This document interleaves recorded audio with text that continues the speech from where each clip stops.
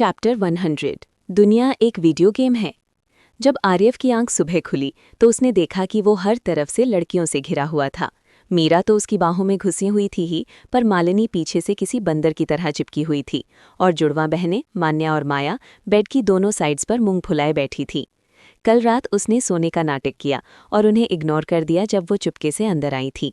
लगता है वो तब सो गया था जब वो इस बात पर लड़ रही थी कि पीछे से कौन चिपकेगा, क्योंकि आगे तो मीरा ने पहले ही कब्जा कर लिया था। आखिर में मालिनी ही जीत गई थी। वो धीरे से उठा और मालिनी की बाह पर एक चुटकी काटी, पर वो अब भी उसे चिपकी हुई थी। ओ, उसने कहा और थोड़ा और जोर से चिपक गई। तभी मीरा धीरे से जागी। वो जमाही लेते हुए उठी और अपने नरम हाथों को स्ट्रेच करने लगी, पर आसपास देखकर वो दंग रह गई। ये सब अंदर कब आए? कल रात तो वो अपने यंग मास्टर की बाहों में सुकून से सोई थी। वो इतनी लापरवाह कैसे हो सकती है? उसे नहीं पता था कि आर्यव ने बाकी लड़कियों की मौजूदगी छुपा दी थी ताकि मीरा की नींद खराब ना हो। गुड मॉर्निंग, उसने मीरा से कहा, और उन जुड़वा बहनों से भी जो कुछ खास खुश नहीं लग रही थी। बेचारियां, उन्हें यंग मास्टर को हक करने का मौका जो नहीं मिला। गुड मॉर्निंग यंग मास्टर, लड़कियों ने जवाब दिया। तभी मान्या ने अपने नंगे पैर से मालिनी की पीठ पर एक जोर की ठोकर मारी।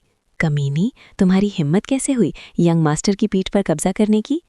गुड मॉर्निंग यंग मास्टिया, मालिनी ने जमाही लेते हुए जवाब दिया। आर्यव को छोड़ा और वापस कंबल में घुसकर आंखें बंद कर लीं। वो फिर से सो गई। जाओ, फ्रेश हो जाओ, मेरे बहनदे के लिए कुछ निकालो और फिर नाश्ता तैयार करो, आर्यव ने मुस्कुराते हुए जुड़वा बहनों से कहा। रहने दो, उसे सोने दो। क्या हम बाकियों को जगा दें? मान्या ने थोड़ा शर्माते हुए पूछा। अभी सुबह के सिर्फ 5 बज रहे थे। ज़रूरत नहीं है, मैं नहाकर सीधा बेसमेंट जाऊंगा। जब काम हो जाए तो मुझे बुला लेना, उसने कहा और बेड से कूद गया। टावल उठाया और बाथरूम में दाखिल हो गया। उसके पीछे पीछे नंगे पैर मीरा भी चली गई। जाते जाते उसने सोती हुई मालिनी को एक गंदी नज़र से देखा। जब लोकेश मैंशन पहुंचा तो सुबह के 7 बज रहे थे। आर्यव दरवाजे पर एक एक करके सभी लड़कियों को गुड बाय हक दे रहा था। कसम से, इसके पास कितनी लड़कियां हैं? लोकेश ने मन ही मन गाली दी और उसकी नज़रें लड़कियों के फिगर को नापने लगी। वाह, वो छोटी वाली का फिगर तो कमाल है। आर्यव को उस थड़की ड्राइवर की परवाह नहीं थी। उसने सबको हक किया, यहाँ तक कि आकाश को भी, जो थोड़ी घबरा गई थी। मैं एक लड़का हूँ यंग मास्टर, उसने हल्की शर्म के साथ कहा। मैंने तुम्हें पहले भी कहा था, मैं भेदभाव नहीं करता, उसने कहा और फिर मालिनी की तरफ मुड़ा। आकाश के साथ जाओ और मेरी गाड़ी लेकर अपनी बुआ के घर जाओ, सावधान रहना, उसने कहा, जिससे वो थोड़ी शर्मिंदा हो गई। सुबह वो वाकई बहुत नींद में थी। ओह आशा, मैंने बेसमेंट में तुम्हारे लिए कुछ इंस्ट्रक्शंस छोड़े हैं। तुम्हें शायद कुछ और चीज़ें खरीदनी पड़ेंगी, पर इससे तुम्हारा मिशन बहुत आसान हो जाएगा, उसने कहा, जिससे आशा ने थोड़ा सोचते हुए सर हिलाया। आखिर में उसने हेमा की तरफ सर हिलाया, मीरा का हाथ पकड़ा और गाड़ी में बैठ गया। चलो, उसने लोकेश से कहा। लोकेश ने लड़कियों को एक आखिरी बार देखा और इंजन स्टार्ट कर दिया। Goodbye young master, theta चलती गाड़ी के पीछे चिल्लाई और हाथ हिलाने लगी। बाकी लड़कियां भी वैसा ही करने लगी। तुम्हें वो वाकई बहुत पसंद है ना? आशा ने अपनी छोटी बहन को घूरते हुए पूछा।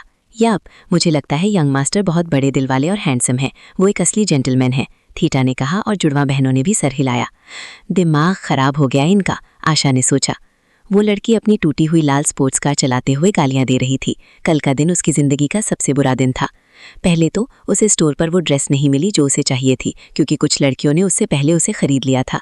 इस वजह से वो अपनी दोस्तों से शर्त हार गई और उसे उन्हें पार्टी में ले जाना पड़ा, इसलिए वो लेट हो गई। फिर जैसे ही वो गाड़ी पार्क करने वाली थी, कोई नंगा बदतमीज़ होटल की बालकनी से कूदा और अपनी नंगी सीट उसकी फ्रंट विंडो पर रगड़ते हुए निकल गया। इस चक्कर में उसका कंट्रोल बिगड़ा और वो 3 और गाड़ियों से जा भिड़ी। बुरा वक्त यहीं ख़त्म नहीं हुआ। नहीं, जैसे ही वो मामला सुलझाना चाहती थी, एक पागल पुलिस ऑफिसर ने जिद की कि उसे स्टेशन चलना पड़ेगा, क्योंकि उनमें से एक गाड़ी किसी बहुत बड़े पॉलिटिशियन की थी। पूरी रात स्टेशन में बिताने के बाद वो अभी बाहर आई थी और अपनी गाड़ी वापस मिली थी। कसम से, क्या किस्मत है, उसने गाली दी। उसे वाकई उस पार्टी में जाना था।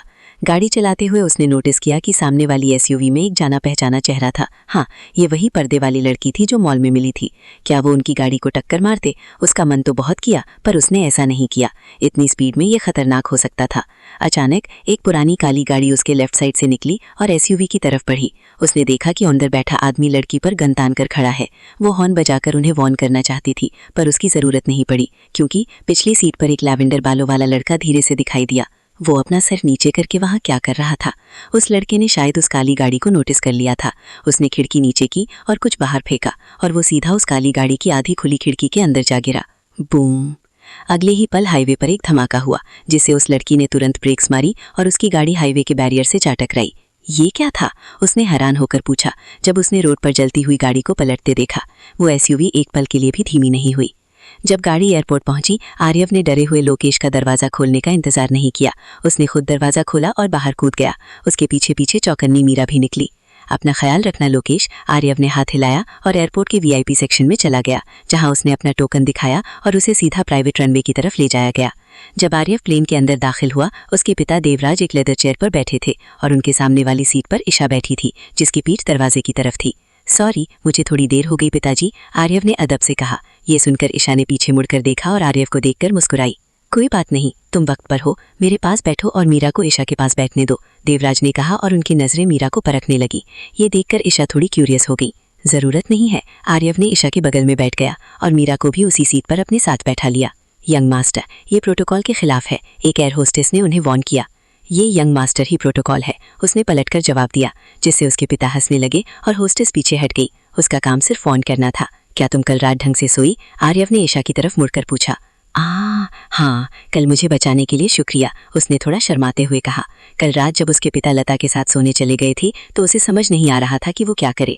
वो थोड़ी ताज़ी हवा के लिए बाहर जाना चाहती थी, शायद इस दुख भरी जिंदगी से भागने की कोशिश करना चाहती थी, पर उसे शंकर ने रोक लिया, जिसने उसे किचन में एक खास चाय पीने के लिए इन्वाइट किया। वहाँ उसने ईशा को बहुत सी ऐसी बातें समझाई जो उसकी नालायक बाप ने कभी नहीं बताई थी। उनमें से एक बात ये थी कि जिस चीज़ ने उस पर हमला किया था वो कितनी खतरनाक थी। शंकर के मुताबिक आर्यव ने बहुत बड़ा काम किया था, क्योंकि उन शैतानी आत्माओं को मारना नामुमकिन होता है, वो घोस्ट की तरह पीछा नहीं छोड़ती। ठीक है, मैं तुम्हारा छोटा भाई हूँ वैसे भी, आर्यव ने एक प्यारी मुस्कुराहट के साथ जवाब दिया, जिससे वो थोड़ा और शर्मा गई। उससे मुझे याद आया, देवराज ने कहा और खांसते हुए एयर होस्टेस को बाहर जाने का इशारा किया। फिर उन्होंने पास रखा एक टैबलेट उठाया और आर्यव को दे दिया। ये उस रिकॉर्डिंग में था जो तुम्हें कल मिली थी, उन्होंने कहा। आर्यव ने टैबलेट लिया और मीरा और उत्सुक ईशा के साथ रिकॉर्डिंग देखने लगा। रिकॉर्डिंग में सुबह का वक्त था और एक औरत किरण मेहरा बड़े ध्यान से लिपस्टिक लगा रही थी। तभी हवा में कुछ हलचल हुई और उसके ऑफिस में काली लकीरें दिखने लगी। किरण डर गई। क्यों? वो चिल्लाई। मैंने वैसा ही किया जैसा तुमने कहा था, उसने पीछे हटते हुए कहा। तभी वही शैतान ईशा पर हमला किया था। किरण धीरे धीरे पीछे हटते हुए बालकनी तक पहुंच गई। शैतान उसके करीब आया और वो दोनों फ्रेम से बाहर निकल गए। उसके बाद सिर्फ एक चीख सुनाई दी। किरण मेहरा नीचे गिर गई। हमें नहीं पता कि उसे शैतान ने धक्का दिया या वो भागते हुए खुद फिसल गई, देवराज ने कहा। क्या वो मेरी मार थी, वही जिसने मुझे किसी और को दे दिया था? ईशा ने थोड़ी डर के साथ पूछा। हाँ, देवराज ने सर हिलाया। ईशा को दुख नहीं हुआ, शायद इसलिए क्योंकि वो किरण को जानती नहीं थी। उसे तो थोड़ी शर्मिंदगी हुई, ये सोचकर कि किरण कितनी दिखावटी औरत थी। उसे देखकर यही लगा था, क्या वो चीज़ मुझे फिर से परेशान करेगी, उसने पूछा। देवराज के पास इसका जवाब नहीं था, पर आर्यव के पास था। नहीं करेगी, वो शैतान तुम्हारी माँ की आत्मा के पीछे था, तुम तो बस बीच में आ गई थी। अगर उन चीज़ों को बुलाना इतना आसान होता तो जो उन्हें कंट्रोल करता है वो पूरी दुनिया पर राज करता, आर्यव ने कहा। ये सुनकर उसके पिता और अभी अभी कैबिन में आए शंकर थोड़े हैरान रह गए। तो उन्होंने उसे बुलाया कैसे, देवराज ने पूछा। ये शायद एक कर्स्ड कॉन्ट्रैक्ट है, किरण ने अपनी आत्मा उस चीज़ को देने का वादा किया होगा अगर वो मिशन में फेल हो गई तो। ऐसा ही कुछ होगा, पर मैं पक्का नहीं कह सकता, आर्यव ने कहा। देवराज ने उसे ये नहीं पूछा कि उसने ये सब कहाँ से सीखा। उन्होंने बस मुस्कुराते हुए सर हिलाया। उनका बेटा अब समझदार हो गया था और उसे अपने राज रखने का हक था। अब मैं पिताजी से माफ़ी चाहूँगा क्योंकि कल रात में ढंग से सो नहीं पाया, आर्यव ने कहा और उठ गया। फिर मीरा को खींचकर पीछे वाली एक एक्सटेंडेबल चेयर की तरफ ले गया। देवराज हंसने लगे और उन्होंने कुछ नहीं कहा, पर ईशा दंग रह गई। उसका भाई तो असली थरकी निकला, क्या वो इस लड़की के साथ यहीं सोने वाला है, उसने सोचा। तभी आर्यव ने पर्दा गिरा दिया जिससे अंदर का कुछ न दिखे। क्या परिवार के सारे लोग थरकी होते हैं, उसने बिना सोचे पूछा। हाँ, इसका लेना देना हमारे ब्लड लाइन से है, देवराज ने जवाब दिया, जिससे वो हैरान रह गई। वो ब्लड लाइन? मैंने आपको बार बार इस बारे में बात करते सुना है, इसका मतलब क्या है, उसने पूछा। हमें खुद नहीं पता, देवराज ने कहा। हमें बस इतना पता है कि इस वजह से हमारी उम्र बहुत लंबी होती है। लंबी उम्र? ईशा ने पूछा। हाँ, हमारे परिवार का एक आम सदस्य भी आराम से 300 से 350 साल तक जी सकता है। ये सुनकर ईशा के होश उड़ गई। हैरान मत हो, अगर तुम्हारी सेरेमनी सक्सेसफुल रही तो तुम कम से कम 500 साल तक जी पाओगी, उन्होंने कहा। वो सेरेमनी किस बारे में है, उसने पूछा। देखो, मुझे तुम्हें पहले कुछ बातें बतानी पड़ेंगी। क्या तुम मेरा यकीन करोगी अगर मैं तुमसे कहूँ कि हमारी दुनिया एक वीडियो गेम की तरह है, उन्होंने हंसते हुए पूछा। उन्हें वाकई बहुत मजा आता था जब वो अपने वारिस को दुनिया की सच्चाई बताती थीं और उनके हैरान चेहरे देखती थीं। चैप्टर 101, वार्धन आइलैंड में नई एंट्री। लेट आफ्टरनून का वक्त था जब एयरप्लेन मेन आइलैंड के एयरपोर्ट पर लैंड हुआ। ईशा अपनी छोटे भाई आर्यव को हैरानी से देख रही थी। वो पहले से ही जाग गया था और अपनी सीट पर बैठा हुआ था, जहां उसकी मेड उसे अपने हाथों से अंगूर खिला रही थी। उसने बिगड़े हुए अमीर घर के लड़कों के बारे में सुना तो था, पर उसने सपने में भी नहीं सोचा था कि उसका अपना भाई उनमें से एक निकलेगा। उसके पिता ने उसे मीरा के बारे में बताया था कि वो आर्यव की पर्सनल मेड है और लगता है आर्यव उसमें काफ़ी इंटरेस्ट ले रहा था। ये क्या बकवास है, मेरा परिवार किस तरह का है, उसने मन ही मन सोचा। प्लेन का दरवाज़ा खुला और देवराज कैबिन में दाखिल हुए। उन्होंने अपने कैजुअल कपड़े बदलकर फॉर्मल कपड़े पहन लिए थे क्योंकि वो परिवार के मुखिया यानी पेट्रियार्क से मिलने जा रहे थे। चलो चलें, उन्होंने कहा। ये सुनकर ईशा धीरे से उठी और अपनी ड्रेस ठीक करने लगी। ये ड्रेस उसे लता ने दी थी। उसने पहले कभी इतने महंगे कपड़े नहीं पहने थे, इसलिए वो थोड़ी नर्वस थी कि कहीं ड्रेस खराब ना हो जाए। आर्यव भी मीरा के साथ उठा। वो दरवाजे की तरफ बढ़ा और देवराज के पीछे पीछे स्टेयर से नीचे उतरकर एयरपोर्ट से बाहर निकल गया। वाओ!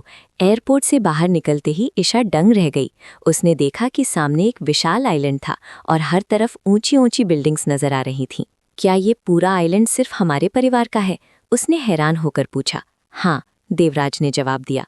हमारी इंटरनेशनल संपत्ति को संभालने के लिए बहुत सारे लोगों की जरूरत पड़ती है, इसलिए यहाँ परिवार के सदस्यों से ज्यादा तो नौकर रहते हैं। तभी उन्हें दो आदमी एयरपोर्ट के अंदर आते दिखे। एक बुढ़ा था और दूसरा लगभग आर्यव की उम्र का। प्रताप, क्या तुम मुझे मेरी खोई हुई बेटी मिलने की बधाई देने आए हो? देवराज ने पूछा और फिर उस नौजवान की तरफ देखा। ओह रुद्र, तुमने कहाँ जाना तय किया है? ये सुनकर रुद्र गुस्से में अपने दांत पीसने लगा। रुद्र को न्यू लॉर सिटी भेजा जा रहा है। वो वहाँ परिवार के बिजनेस को संभालेगा। मैं यहाँ उसे छोड़ने आया हूँ, प्रताप ने कहा और अपने बेटे के कंधे पर हाथ रखकर उसे झुकने के लिए मजबूर किया। अब परिवार में उनकी हैसियत देवराज और आर्यव से बहुत कम हो गई थी। वही आर्यव जो अभी अपनी नाक साफ करने में बिजी था। कजिन रुद्र, तुम ही हो क्या? मैंने तो पहचाना ही नहीं। तुम्हारी नाक जो हमेशा आसमान की तरफ रहती थी, वो नीचे कैसे आ गई? आर्यव ने रुद्र पर कुछ फेंकते हुए कहा। फिर वो प्रताप की तरफ मुड़ा और थोड़ा झुका। चाचा प्रताप, आपसे दोबारा मिलकर इस बालक को बहुत खुशी हुई, आर्यव ने एक स्मर्क के साथ कहा, जिससे प्रताप का मन किया कि वो उसे एक लात मारे। क्या तुम पुरानी बातें भूल नहीं सकते? क्या हमेशा रुद्र का मजाक उड़ाना जरूरी है? चलो अब, देवराज ने कहा और अपने बेटे को एयरपोर्ट से बाहर ले गया, जबकि रुद्र उसे जलन भरी नजरों से देखता रहा। एयरपोर्ट पर ही गुस्से में रुद्र ने जमीन पर पड़े एक पानी के गड्ढे पर लात मारी और वो सारा कचरा एक लड़की पर जा गिरा जो अभी अभी एक प्राइवेट प्लेन से नीचे उतरी थी। उसके सुनहरे बाल कमाल के लग रहे थे, पर उसने फटे पुराने कपड़े पहने हुए थे और पीठ पर एक झोला लटकाया हुआ था। हे, ये तुम क्या कर रहे हो? वो एक अजीब एक्सेंट में रुद्र पर चिल्लाई। ये सुनकर रुद्र को गुस्सा आ गया। आर्यव ने मजाक उड़ाया तो वो चुप रहा, पर अब ये नौकरानी उस पर चिल्लाने की हिम्मत कर रही थी। उसने अपनी पूरी प्लेयर पावर के साथ एक और लात मारी, पर इस बार वो कचरा लड़की पर नहीं गिरा। एक सफ़ेद बालों वाले बुढ़े ने, जो बटलर की यूनिफॉर्म में था, उस कचरे को हवा में ही पकड़ लिया और किसी गोली की रफ्तार से वापस रुद्र की तरफ फेंक दिया। खैरियत थी कि प्रताप ने फुर्ती से उसे पकड़ लिया और अपने बेटे को बचा लिया। तुम्हारी हिम्मत कैसे हुई मेरे बेटे पर हमला करने की? क्या तुम अंकल फैल्कन? प्रताप की हालत खराब हो गई। उसने तुरंत सम्मान में अपना सर झुकाया और अपने बेटे की टांग पर लात मारी ताकि वो भी घुटनों के बल बैठ जाए। मेरे बेटे से गलती हो गई, हम उम्मीद करते हैं कि आप इसे माफ कर देंगे, प्रताप ने अदब से कहा। उसके माथे से पसीना टपकने लगा था। फैल्कन ने कुछ नहीं कहा। उसने लड़की की तरफ देखा, लड़की ने सर हिलाया और प्रताप के पास से निकल गई।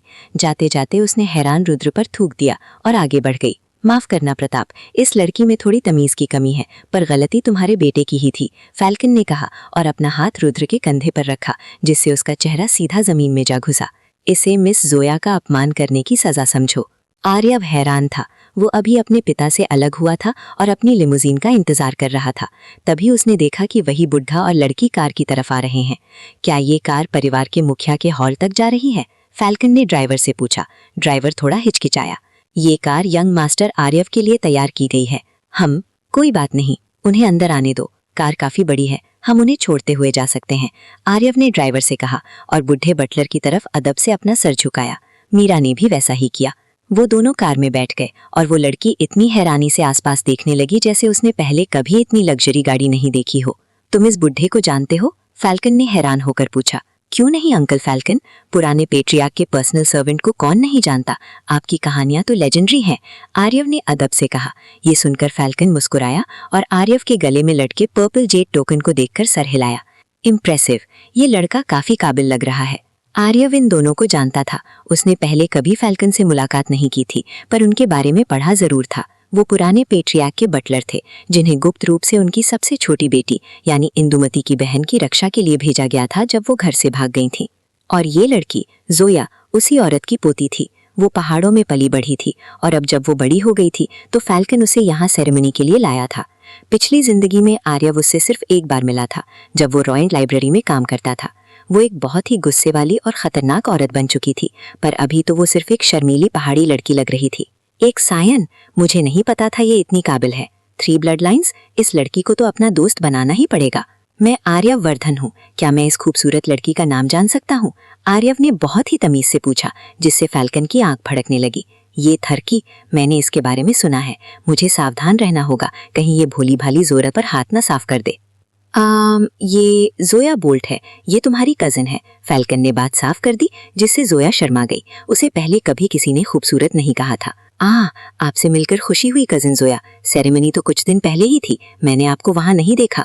आर्यव ने मुस्कुराते हुए पूछा। हाँ, रास्ते में कुछ परेशानियां आ गई थी, पर पेट्रियार्क ने उसके लिए लेट सेरेमनी की परमिशन दे दी है। वो कल सुबह होगी। फैल्कन ने एक ठंडी सांस लेते हुए कहा और जोया को घूर कर देखा, जिसकी वजह से ही देरी हुई थी, क्योंकि वो रास्ते में पहाड़ी गांव के कुछ गुंडों से बदला लेने पर अड़ गई थी। तो ये बात है, आर्यव ने सोचा। वो सोच रहा था कि उसकी दादी ने ईशा को दोबारा मौका कैसे दिया। असल में वो मौका फैल्कन की वजह से जोया को दिया गया था और ईशा तो बस उसके साथ जुड़ गई। तो आप मेरी बड़ी बहन के साथ सेरेमनी में हिस्सा लेंगी। मैं उम्मीद करता हूँ कि आप दोनों कामयाब हों।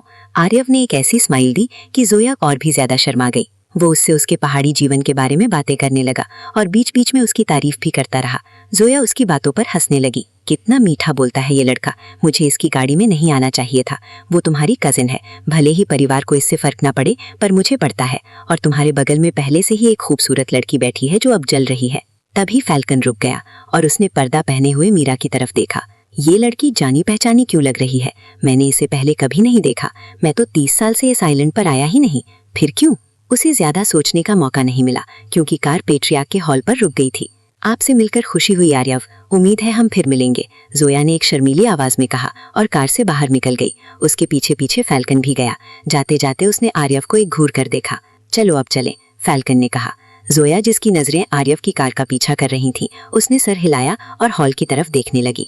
हाँ, उसने मन ही मन सोचा कि ये कजिन इतना हैंडसम कैसे है। ये तो उसके बचपन के दोस्त से भी कहीं ज्यादा अच्छा लग रहा है, जो 1 साल पहले गांव छोड़कर चला गया था। चैप्टर 102, इंदुमती वर्धन के साथ सौदा।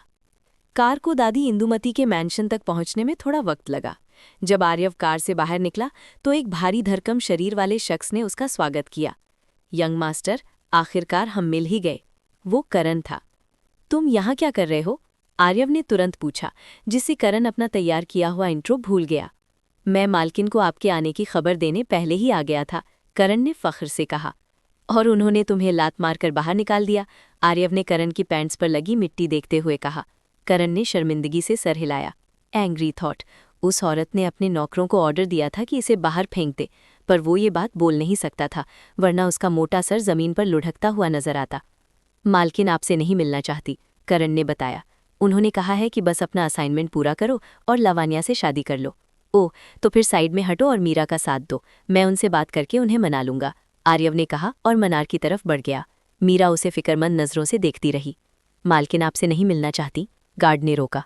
उनसे कहो मेरे पास कुछ ऐसा है जो उनका इरादा बदल देगा, कुछ ऐसा जिसका लेना देना स्वॉर्ड सेक्ट से है, आर्यव ने कहा। गार्ड ने दरवाजे पर खड़े बटलर की तरफ देखा। बटलर तुरंत अंदर गया और फिर वापस आकर आर्यव को अंदर बुलाया, पर जाते जाते उसे घूरना नहीं भूला। ये वही ड्राइंग रूम था जहां वो पिछली बार अपनी दादी से मिला था। वो एक किताब पढ़ते हुए उसका इंतजार कर रही थी। वो एक BL नॉवल था। अम्यूज थॉट, जब उसने पिछली जिंदगी में इस मैंशन को खोदा था तो उसे ऐसी किताबों का ढेल मिला था। तो इस बार तुम्हारे पास मेरे लिए क्या डील है? उन्होंने सर उठाया और पूछा। कुछ ऐसा जिसे आप ठुकरा नहीं पाएंगी, उसने कहा और अपनी अप्रेजल स्किल का इस्तेमाल किया। इस बार वो उनके स्टैट्स पढ़ सकता था। Name Indumati Vardhan, level 99, class गाकविच, स्ट्रेंथ 211, इंटेलिजेंस 250, कैरेक्टर 49, थॉटफुल। एक फैमिली हेड से यही उम्मीद थी। अफसोस, रेकनिंग के बाद ये स्टेटस किसी काम का नहीं रहेगा। ओह, कुछ ऐसा जिसे मैं ठुकरा नहीं पाऊंगी। तुम किसी घटिया सेल्समैन की तरह बात कर रहे हो। क्या है वो चीज़? उन्होंने दिलचस्पी से पूछा। पहले मुझे एक वादा चाहिए, उसने कहा। आर्या के बारे में? हाँ, और कुछ और चीज़ें भी। इसे एक डील की तरह समझिए। वो तो इस पर डिपेंड करता है कि तुम्हारे पास है क्या, उन्होंने उत्सुकता से पूछा। एक ऐसा खजाना जो किसी सेमी प्लेयर को फुल प्लेयर में बदल सकता है, कुछ कंडीशंस के साथ, आर्यव ने कहा। सच? उन्होंने हैरान पर थोड़ी शक की निगाह से पूछा। बताओ मुझे। इसे पेंडेंट ऑफ आर्मास कहते हैं।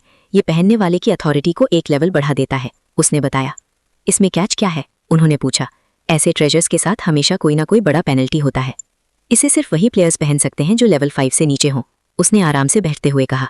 इंदुमती उसे गौर से देखने लगी, आगे की एक्सप्लेनेशन का इंतजार करते हुए। मैंने सुना है कि स्वॉर्ड्स एक्ट के यंग मास्टर का अपने पिता का वो अकेला बेटा है और उसके पिता ने एक खास टेक्निक की वजह से और बच्चे पैदा करने की क्षमता खो दी है, उसने आगे कहा। वो लड़का सिर्फ सेमी प्लेयर की तरह जागा है, तो वो अपने बाप की गद्दी का वारिस बनने के लायक नहीं रहा। उसे ये ट्रेजर जरूर चाहिए होगा, क्योंकि उनका सेक्ट सक्सेशन की वजह से अंदरूनी जंग की कगार पर है। आर्यव की बात सुनकर उसकी दादी ने किताब टेबल पर फेंकी और उसे गौर से देखने लगी। ये सब मुझे पहले से पता है, ये दिमागी खेल बंद करो और सीधा बताओ कि ये ट्रेजर काम कैसे आएगा, उन्होंने बेरुखी से कहा, पर उनकी आंखों में दिलचस्पी की आग साफ दिख रही थी। माड्रिक कर्स, उसने कहा। ये सुनते ही इंदुमती पहले चौंकी, फिर मुस्कुराई और ताली बजाते हुए हंसने लगी। Explanation tone. डॉन वैली की गहराइयों में एक डंजन है जहां एक डेमोनिक पॉन्ड है। अगर कोई वहां इक्विपमेंट पहनकर जाए तो वो चीज़ पहनने वाले के शरीर से हमेशा के लिए जुड़ जाती है। इसका नतीजा, वो इंसान गंजा हो जाता है और बच्चे पैदा करने के काबिल नहीं रहता। पर वो इक्विपमेंट कभी उतार भी नहीं सकता, सिर्फ मजबूर लोग ही ऐसा करेंगे, हाई लेवल ट्रेजर पहनने के लिए, क्योंकि ये श्राप पहनने की सारी रिक्वायरमेंट्स को इग्नोर कर देता है।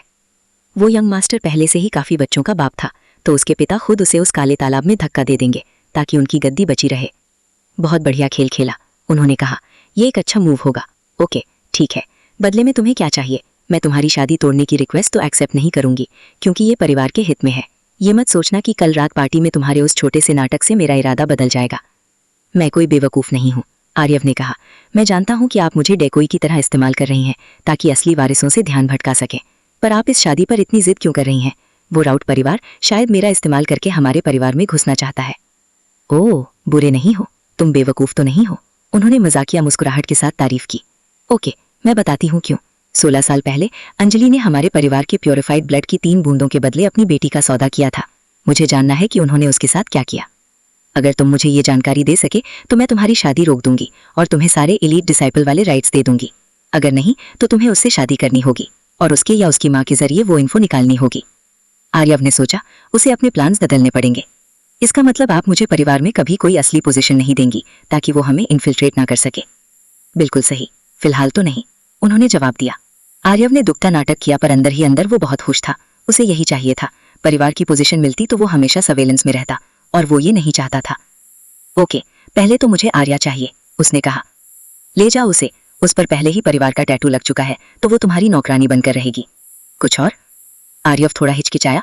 वो पहले पेंडेंट के बदले पैसे मांगना चाहता था, पर अब नहीं। उसके पास घर पर पहले ही एक पिगी बैंक थी। जोया, मैंने अपनी बहन से सुना है कि एलीट डिसाइपल्स को वाउट जाने का मौका मिलता है। मुझे वो राइट चाहिए, मैं वहां से एक आइटम चुनना चाहता हूँ। इंदुमती ने सोचा, उन्हें उम्मीद नहीं थी कि उसे इस बारे में पता होगा। ठीक है, ये तुम्हारा हक है वैसे भी। और कुछ? हाँ, मुझे वो लड़कियां चाहिए जिन्हें मेरी सर्वेंट मीरा के साथ असासिन हॉल में ट्रेन किया गया था। ओह, वो लड़कियां? दीनानाथ कल सुबह उन्हें अपने बेटे के जनाजे पर कुर्बान करने वाला है। तुम सही वक्त पर आ गए, रिसोर्सेज की बहुत बर्बादी होती, तुम जाकर उन्हें ले सकते हो। आर्यव गुस्से में भर गया। एंग्री थॉट, वो कमीना, इसे जल्दी खत्म करना होगा।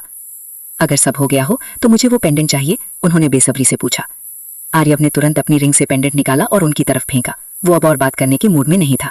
उन्होंने दिलचस्पी से आर्यव के हाथ में 2 रिंग्स को देखा, फिर उन्हें इग्नोर किया और पेंडेंट को चेक करने लगी। 2 दिन बाद आना बाउट में एंटर करने के लिए। उन्होंने 2 जेट टोकन्स फेंके। ये पेट्रियार्कल कमांड टोकन्स हैं, इनका इस्तेमाल करके आर्या और उन लड़कियों को ले जाओ। फिर उन्होंने हाथ हिलाया और आर्यव को खिड़की से बाहर फ्रंट यार्ड में सिर के बल फेंक दिया। बिच, आर्यव मन ही मन चिल्लाया। उसने उठकर अपनी पैंट्स झाड़ी और मैंशन से निकल गया। क्या सब ठीक है यंग मास्टर? करण ने पूछा, जबकि मीरा उसके चेहरे से मिट्टी साफ करने में मदद करने लगी। हाँ, नेगोशिएशन कामयाब रहा। मेरे लिए एक हेलीकॉप्टर तैयार करो, मुझे एक छोटी ट्रिप पर जाना है, उसने ढलते हुए सूरज की तरफ देखते हुए कहा। चलो निकलते हैं, मालिनी ने कहा और आर्यव की कार स्टार्ट की। उसके बगल में आकाश बैठा था और पीछे वाली सीट पर आशा, जिसने कहा था कि उसे अपने मिशन के लिए कुछ जरूरी सामान खरीदना है। तुमने फेस मास्क क्यों पहना है? मालिनी ने आशा से पूछा। कुछ गंदे लोग मुझे मरा हुआ देखना चाहते हैं, तो ऐसे ही रहना बेहतर है, आशा ने जवाब दिया। मालिनी ने सर हिलाया और एसयूवी आगे बढ़ा दी। उसने हमेशा ऐसी महंगी गाड़ी चलाने का सपना देखा था और आज उसका सपना पूरा हो गया। ये मेरे पति की गाड़ी है, मैं तो यही सोचकर चलाऊंगी। मालिनी का सामान लेने का सफ़र, जो लग रहा था जल्दी खत्म हो जाएगा, ट्रैफिक जैम की वजह से लंबा खिंच गया। हाईवे बंद था क्योंकि किसी क्रिमिनल ने दूसरी कार पर ग्रेनेड फेंक दिया था, जिससे ड्राइवर मारा गया और उसके पास से एक राइफल मिली। इसलिए क्राइम सीन को सर्च किया जा रहा था। रेडियो पर तो यही बताया जा रहा था। वहाँ एक लड़की का इंटरव्यू भी चल रहा था जो इस हादसे की गवाह थी। सुबह के लगभग 10 बजे वो मालिनी की बुआ के अपार्टमेंट पहुंचे। ये एक मॉडर्न 5 मंजिला बिल्डिंग थी। मेरा यहाँ इंतजार करो, मैं अभी आई, मालिनी ने कहा और बिल्डिंग की तीसरी मंजिल की तरफ बढ़ गई। पर वहां पहुंचते ही वो दंग रह गई। उसके कपड़े और सामान दरवाजे के बाहर जमीन पर बिखरे पड़े थे। ऐसा लग रहा था जैसे उन्हें बाहर फेंका गया हो और लोगों ने उनमें तोड़फोड़ की हो। वो वहां हैरानी में खड़ी रही। फिर उसने अपनी मुट्ठी भींची और एक गहरी सांस लेकर दरवाजे पर जोर जोर से खटखटाया। उसे कभी अपार्टमेंट की चाबी नहीं दी गई थी क्योंकि उसकी बुआ हमेशा उस पर चोर होने का इल्जाम लगाती थी, जबकि असली चोर शायद रोहन था, जो गंदी जगहों पर पैसे उड़ाता फिरता था। ओहो, देखो तो कौन आया है, इतनी देर कहाँ लगा दी। एक अधेड़ उम्र की औरत ने दरवाजा खोला और जोर से चिल्लाई। ये मालिनी की गमंडी बुआ थी। रिया ने मुझे बताया कि अब तुम्हें हमारी जरूरत नहीं है और तुम्हें कोई अमीर मनी बैग मिल गया है, इसलिए मैंने तुम्हारा फिजूल सामान बाहर फेंक दिया और देखने से लगता है कि कुछ सुअरों ने यहाँ मुंह मारा है और तुम्हारा कुछ सामान उठा ले गए हैं, उसने एक गंदी मुस्कुराहट के साथ कहा और मालिनी को सर से पैर तक नापा। अब सुनो, मेरे बेटे रोहन ने बताया कि तुम्हारा मालिक हमें इतने सालों तक तुम्हें पालने का हर्जाना भेजेगा। कहाँ है वो? पैसे छुपाने की कोशिश मत करना, वरना पुलिस बुलाकर तुम्हें गलत काम के जुर्म में अंदर करवा दूंगी। आज से मेरा तुमसे कोई लेना देना नहीं है, मालिनी ने गुस्से में कहा और पैसों से भरा बैग खोलकर सारे पैसे फर्श और सीढ़ियों पर उलट दिए। फिर उन पैसों के ऊपर से गुजरते हुए निकल गई, जबकि उसकी बुआ हैरानी से देखती रही और अपनी बेटी को मदद के लिए चिल्लाने लगी। वो जमीन से पैसे चुनने लगी और पड़ोसियों को गालियां देने लगी, जो पैसों की खुशबू सूंघकर बाहर निकल आए थे। मालिनी बिना अपना कोई सामान उठाई नीचे आ गई। उसके लिए उन चीज़ों की कोई कीमत नहीं थी और जैसा आर्यव ने कहा था, वो पैसे उसकी तरफ से एक आखिरी एहसान थे। उसकी बुआ ने उसे कभी पसंद नहीं किया था। उसे तो बस सरकारी पैसों का लालच था जो मालिनी की देखभाल के लिए मिलते थे। वो पैसे भी 2 महीने में बंद होने वाले थे क्योंकि मालिनी अब अडल्ट होने वाली थी। मालिनी की आंखों में आंसू थे, पर वो जिंदगी में पहली बार आज़ाद महसूस कर रही थी। बिल्डिंग से बाहर निकलते वक्त वो थोड़ा सिसकने लगी। उनकी परवाह मत करो, तुम्हें अपनी नई जिंदगी पर फोकस करना चाहिए, पीछे से एक शांत आवाज़ आई। वो आशा थी। मालिनी ने अपने आंसू पोंछे और मुस्कुराई। ठीक हूँ, बस आंख में कुछ चला गया था। उम्मीद है मेरे साथ ऐसा कभी ना हो, क्योंकि मेरी एक ही आंख बची है, आशा ने मालिनी की पीठ थपथपाते हुए कहा। चलो अब तुम मेरी शॉपिंग असिस्टेंट बनोगी, क्योंकि मुझे ये मास्क पहन कर रखना है और तुम्हें भी नए सामान की ज़रूरत पड़ेगी, जो तुम्हारी बुआ ने तमाशा किया है उसके बाद। तुम ड्राइव करो, मेरा मूड नहीं है, मालिनी ने पीछे वाली सीट से आकाश से कहा। आकाश ने सर हिलाया और गाड़ी शॉपिंग डिस्ट्रिक्ट की तरफ मोड़ दी। तुम्हें क्या खरीदना है? मालिनी ने पूछा। यंग मास्टर आर्यव ने मुझे आज शाम के लिए कुछ इंस्ट्रक्शंस दिए हैं, पर मुझे कुछ मटीरियल चाहिए और एक वेपराइजिंग मशीन भी। मुझे भी आज रात अपने साथ ले चलो, अचानक मालिनी ने कहा। बहुत खतरनाक होगा, तुम्हें चोट लग सकती है या तुम मर भी सकती हो, आशा ने मालिनी की आंखों में देखते हुए जवाब दिया। वो बात नहीं है, मैं आर्यव को साबित करना चाहती हूँ कि मैं सिर्फ एक सुंदर लड़की से कहीं ज्यादा हूँ। ठीक है, ले चलते हैं इसे, हमें एक्स्ट्रा हाथों की जरूरत पड़ेगी, आकाश ने आगे से कहा। तुम चुप रहो और गाड़ी चलाओ, यंग मास्टर सही कहते थे, तुम मुसीबत को बुलावा देते हो, आशा ने आकाश को झाड़ते हुए कहा और फिर मालिनी की तरफ मुड़ी। ठीक है, तुम चल सकती हो, पर बहुत सावधान रहना होगा, मालिनी ने सर हिलाया। मिशन क्या है? एक बहुत ही गंदे आदमी को मारना, वो जिसने मेरा और मेरी बहनों का जीना हराम कर रखा है। आज रात बहुत लोग मरेंगे, क्या आप भी चलना चाहती हो? नहीं, मैं करूंगी, मालिनी ने थोड़ा हिचकिचाने के बाद कहा। उसने गॉब्लिन्स को तो मारा ही था, तो क्या एक इंसान अलग होगा? तो फिर तैयारी करते हैं, नई जिंदगी शुरू करने का इससे अच्छा तरीका क्या होगा कि रात चोरी और कत्ल के साथ बिताई जाए। आशा ने एक शैतानी मुस्कुराहट के साथ मिशन समझाना शुरू किया। दोपहर के 2 बजे वो मैंशन वापस पहुंचे और सीधा बेसमेंट की तरफ भागे। हेमा और जुड़वा बहनें मान्या माया हैरानी से देख रही थी। क्या ये जहर बनाने की रेसिपी है? मालिनी ने पूछा जब उसने काले रंग के लिक्विड वाली शीशी देखी। सावधान, ये बहुत जहरीला है, एक बूंद तुम्हें पागल बनाने के लिए काफी है, आशा ने कहा, जिसे आकाश और मालिनी पीछे हट गए। तुम इसका क्या करोगे? आकाश ने फिक्र के साथ पूछा। सिंपल है, इसे एक खास मिक्सचर में मिलाने से ये 100 गुना ज्यादा असरदार हो जाएगा। यंग मास्टर ने मेरे लिए स्लीपिंग गैस की रेसिपी छोड़ी है, जो प्लेयर्स पर भी असर करेगी। हम कोठे में सबको सुला देंगे और फिर एक एक करके उन्हें खत्म करेंगे। क्या इसका असर हम पर होगा? मालिनी ने पूछा। नहीं, हम पहले ही तोड़ ले लेंगे, ये रेसिपी कमाल की है। यंग मास्टर ने आम जड़ी बूटियों से इतना बड़ा जहर बना दिया। आशा ने आर्यव की हैंडराइटिंग को तारीफ से देखा।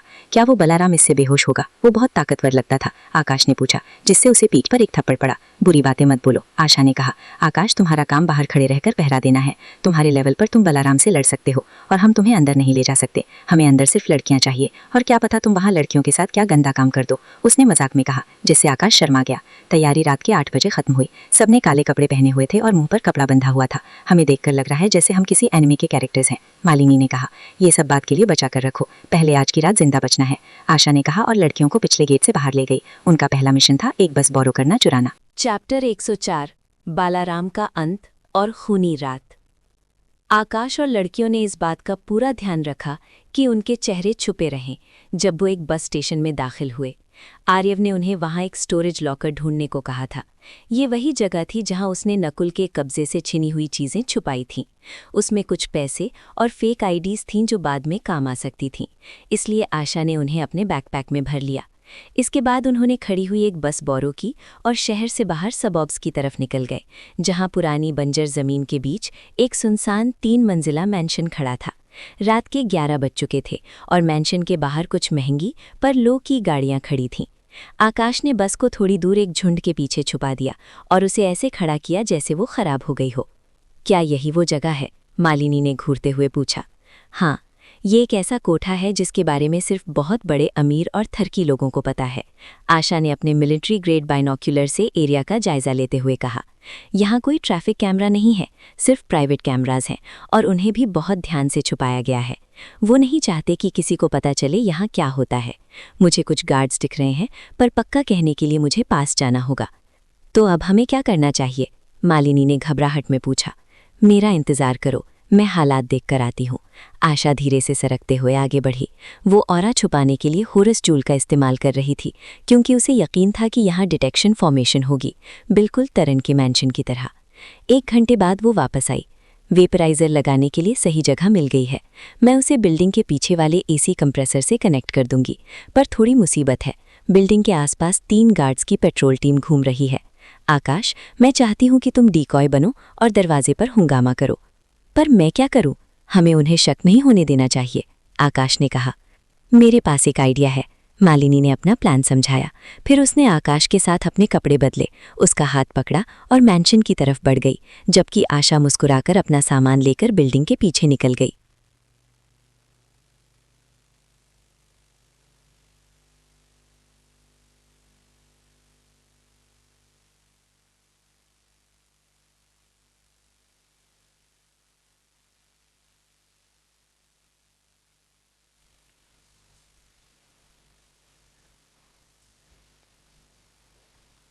चैप्टर 10 बालाराम का महल और एक बड़ी रेस्क्यू।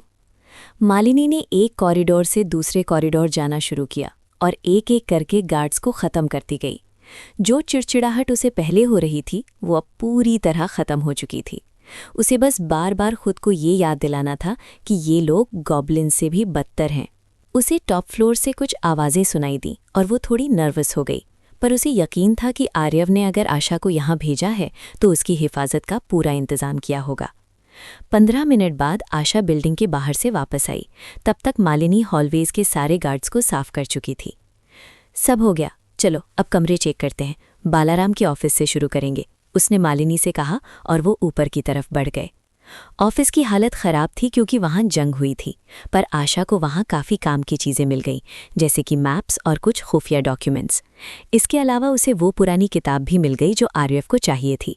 वो बिल्कुल वैसी ही थी जैसा उसने बताया था, एक भूरे रंग की चमड़े लेदर की किताब जिस पर एक अजीब सी आँख का निशान बना था।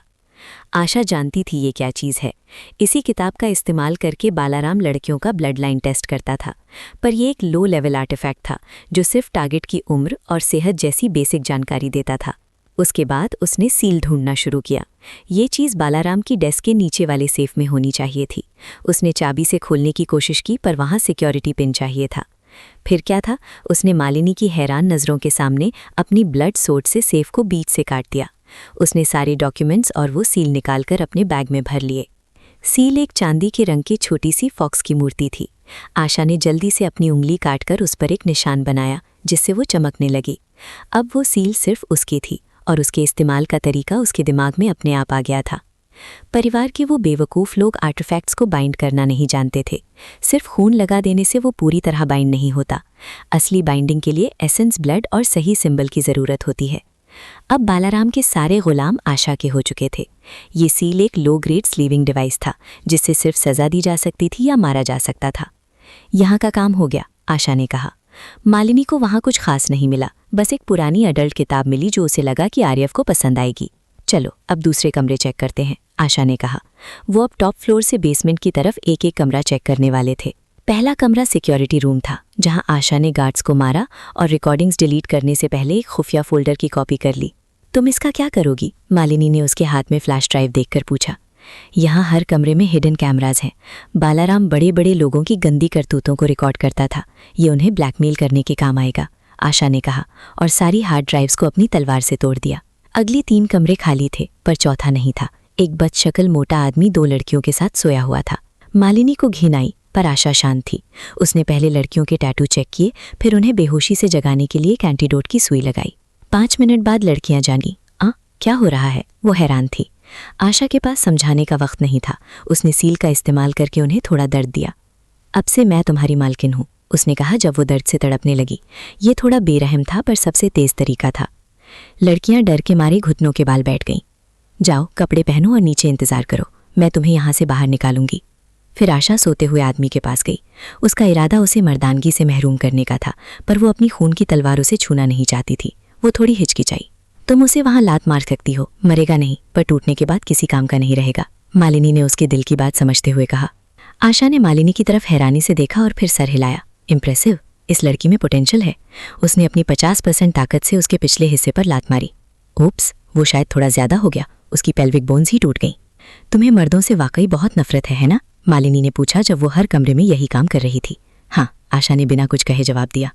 जब उन्होंने दूसरी मंजिल का पहला दरवाजा खोला तो दोनों हैरानी से रुक गईं। ये दरिंदा, आशा चिल्लाई। एक आदमी एक मासूम लड़की के साथ था जिसने बहुत जुल्म सहे थे। इसे तुम खत्म करो, उसने मालिनी से कहा। मालिनी ने जब उस पर्वर्ट का चेहरा देखा तो उसकी चीख निकल गई। रोहन, जरूर इसने वही पैसे इस्तेमाल किए होंगे जो तुमने इसकी माँ को दिए थे। हैरत है कि इसे इस जगह का पता कैसे चला, आशा ने कहा और उस मासूम लड़की को वहां से बाहर भेजा। मालिनी थोड़ी देर हिचकिचाई, फिर उस लड़की की हालत देखकर उसने रोहन की तीसरी टांग तोड़ने का फैसला किया, पर उसने लात की जगह डंडे का इस्तेमाल किया। उसका निशाना थोड़ा कच्चा था तो उसे 5 बार वार करना पड़ा, जिससे रोहन की टांगें भी टूट गईं। 2 घंटे बाद उन्होंने तीनों फ्लोर साफ कर दिए। पीछे बनी छोटी डॉर्मेट्री से भी लड़कियों को निकाल लिया। अब हॉल में 27 डरी सहमी लड़कियां इंतजार कर रही थीं। बस इतनी ही है? मालिनी ने हमदर्दी से पूछा। वो खुशकिस्मत थी कि उसका चाचा इतना बेवकूफ़ था कि उसने उसे ऐसी जगह नहीं बेचा। अभी नहीं, हमें बेसमेंट में जाना है, आशा ने कहा। पर मैंने वहां चेक किया था, वहां तो सिर्फ बॉयलर रूम है, मालिनी ने कहा। आशा ने सर झटका और एक कॉरिडोर के आखिर में जाकर बालाराम की चाबी से एक खुफिया दरवाज़ा खोला। चलो अंदर। वहां 3 कमरे थे। 2 कमरे लड़कियों से भरे थे जिनके शरीर पर चोट के निशान थे, और आखिरी कमरे में बहुत गंदे औजार बिखरे पड़े थे। ये कैसी जगह है? मालिनी ने अपने मुंह पर हाथ रख लिया। यहाँ लड़कियों को पहले लाया जाता है और फिर उन्हें धंधे के लिए ट्रेन किया जाता है, आशा ने कहा और उन्हें जगाना शुरू किया। सब पर नए टैटूज लगे थे। लगता है बालाराम नहीं चाहता था कि कोई और हादसा हो। मालिनी ने इस बार आशा के कहने का इंतजार नहीं किया। उसने खुद आगे बढ़कर वहां मौजूद मर्दों को सजा देना शुरू किया। शायद वो थोड़ा ज्यादा ही गुस्से में थी, पर वो इसी के लायक थे। आखिर में उनके पास लगभग 60 लड़कियां हो गई थीं। ये तो उम्मीद से ज्यादा है, आशा ने सोचा। अब से तुम सब मेरे यंग मास्टर आरएफ की हो, समझी? उसने सील दिखाई और लड़कियां डर के मारे झुक गईं। फिर वो सब बाहर निकले जहां आकाश बस लेकर तैयार था। लड़कियां उसे हैरानी से देख रही थीं। क्या यही हमारा नया मालिक है? जल्दी अंदर बैठो, थोड़ी जगह कम है पर काम चल जाएगा, आशा ने कहा। आकाश, तुम मालिनी को लेकर घर जाओ, मैं इन लड़कियों को एक सुरक्षित जगह ले जाऊंगी। कहाँ? मालिनी ने पूछा।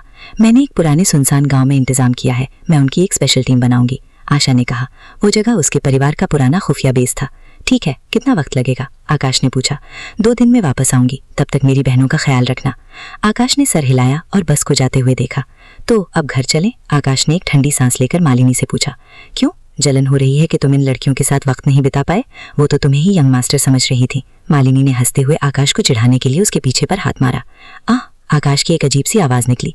ये क्या? मालिनी तुरंत पीछे हटी और आकाश की तरफ इशारा किया। तुम तो लड़की हो, वो चिल्लाई। नहीं, मैं नहीं हूँ, आकाश घबराकर वहां से भागने लगा। तुम्हें क्या लगता है मैं भोली हूँ? तुम्हारी अभी वाली आवाज और ये पीछे का हिस्सा, ये किसी मर्द का नहीं हो सकता। मुझसे झूठ मत बोलो, मालिनी उसके पीछे चिल्लाते हुए भागी। चैप्टर 106 आर्या की रिहाई और वर्धन आइलैंड का खौफ। आर्यव का पहला स्टॉप मेन आइलैंड पर बनी टेम्परेरी जेल थी, जहां आर्या को रखा गया था क्योंकि अभी तक उसकी किस्मत का फैसला नहीं हुआ था।